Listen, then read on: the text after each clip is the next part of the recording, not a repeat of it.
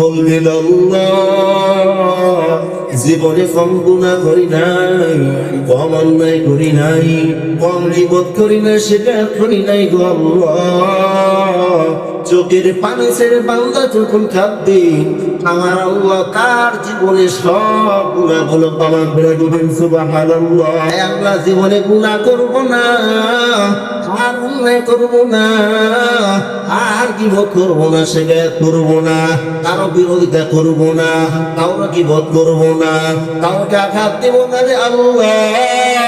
জীবনে যত গুনাহ করছি এই নয়া দিগন্ত মাহফিলে যাইয়া ওলামায়ে কেরামের বয়ান শুনিয়া চোখের পানি ছেড়ে কান্না করি, ঈমানটাকে মজবুত করব ইনশাআল্লাহ। বলে আত্তা ইকুবিনা জামবি কামাল্লা জামবালাহু, যারা তওবা করে তাদের জীবনে কোনো গুনাহ থাকে না, কেমনে জানেননি?